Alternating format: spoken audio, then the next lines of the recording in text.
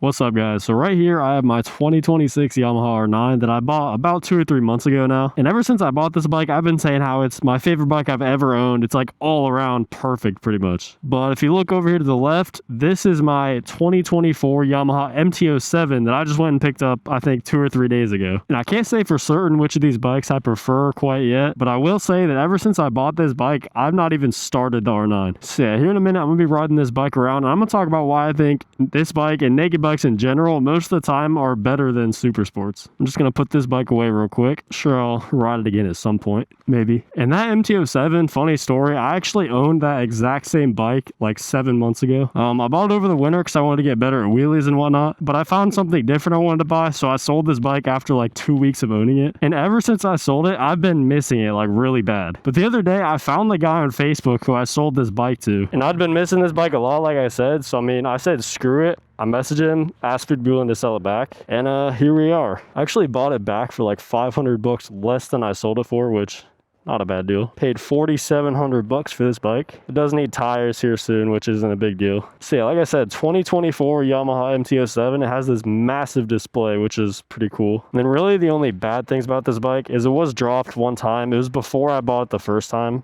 So there's just a little scuff like there. The exhaust is cracked, but this is just an eBay slip-on, so I'll just buy a better exhaust in the future. Yeah, this bike has a tail tidy. I took off the mirrors because personally I just don't like the look. It's got ASV levers that are really nice. Puig windscreen. It's got axle sliders in the front and rear and just some frame sliders. I'm thinking about putting a cage on it for wheelies, but I haven't decided yet. It also has a really nice brake light. It looks pretty cool. I'm not going to show it because I don't want to have to blur my plate. But for being a 2-cylinder, this thing does not sound bad.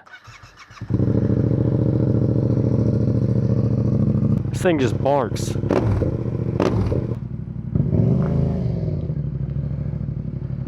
So first thing I'll say about this bike is everybody hears MT-07 R7 and they automatically think the bike is slow. And obviously it's not going to compare to a super sport, a 600, 900, but if you just twist the throttle,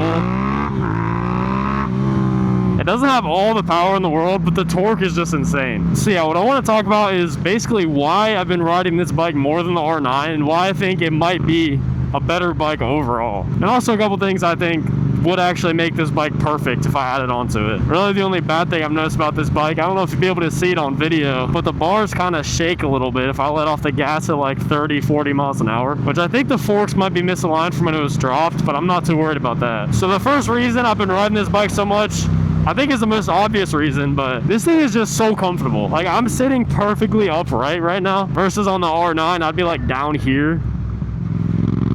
So it's definitely a much more comfortable bike.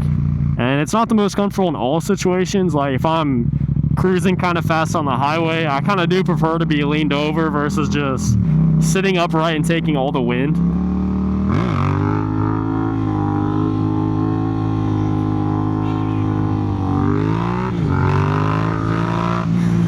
That's another reason I like this bike. I'll talk about that in a second. A little bunny hop.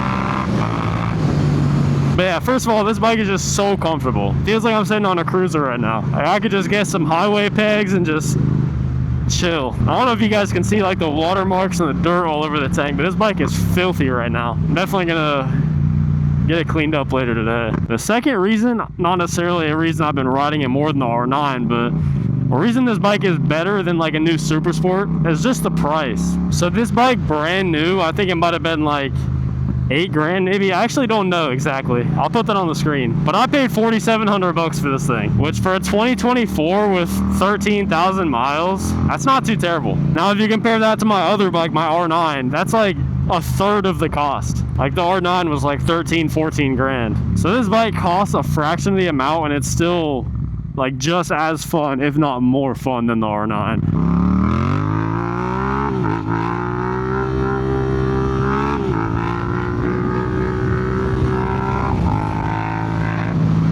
Like what other bike can you do that on with zero effort at all to bring it up? But yeah, the price of this thing compared to a super sport is not even comparable. Like if I could only have one bike and I had 4 or 5 grand to spend, like that was my budget, this is the bike I'm buying. Like versus you get like an older 600, not even gonna consider it. Like this bike will still do like 125, 130, It'll accelerate faster than the 600 up to like whatever 70 miles an hour. But yeah, that's one thing I love about this bike is just the price, how cheap you can get one for. Another reason, I think I just demonstrated it like 2 or 3 times. But I bought the R9 because I like to do wheelies. CP3 is a great motor for doing wheelies, whatever. It's probably one of the better sport bikes you can buy if you like doing that kind of stuff. But that bike, and really any super sport, is never going to compare to this bike when it comes to stunting and wheelies. Now, unfortunately, this bike does have ABS, so it makes it kind of challenging to do some stuff like stoppies. But I've noticed that if I do a wheelie for long enough and I hold it, eventually the ABS light comes on and ABS turns off and I can do stoppies. But it's just insane how easily this bike comes up, even with it being stock tuned. And I mean, it's just a little CP2. It makes what, like 70, 80 horsepower? Like second gear,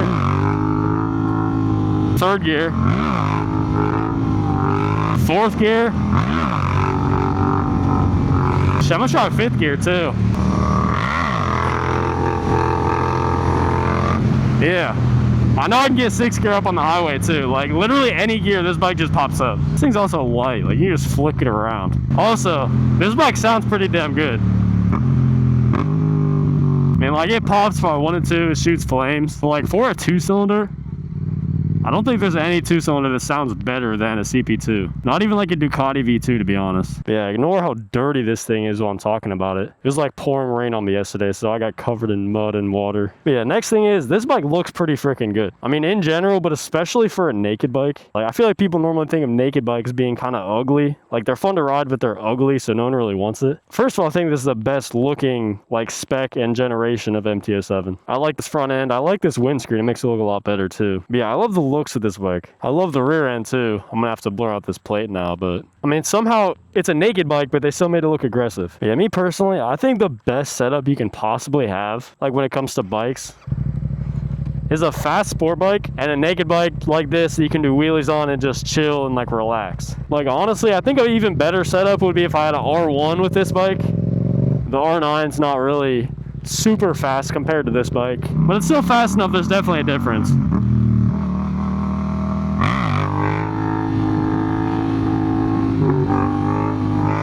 I've been dipping back a little bit. Still definitely got to get some more practice in.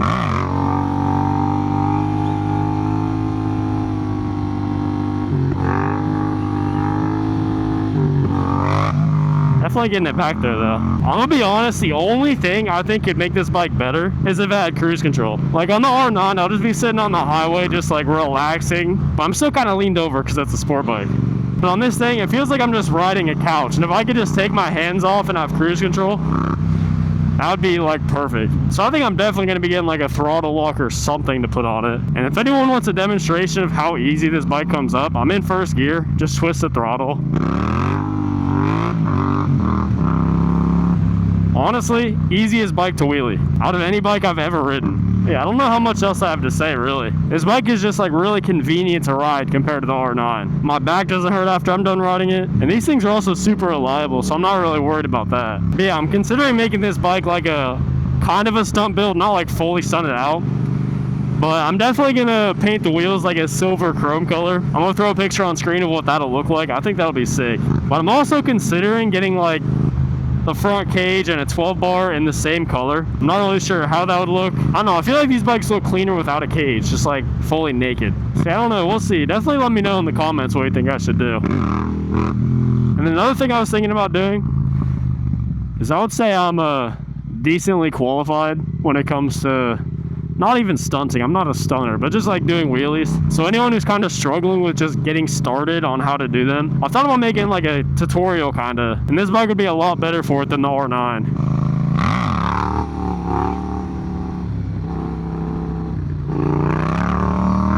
So I mean, if that's something that you guys would want to see, then definitely let me know. And everything I said about this bike being better than the R9, the R9 is not going anywhere. Like, I plan on keeping that bike and this bike for a long time. And if I get more bikes, I'll just be like adding on to the collection. Yeah, with all that being said, I hope I'm not forgetting something I want to talk about, but yeah, peace.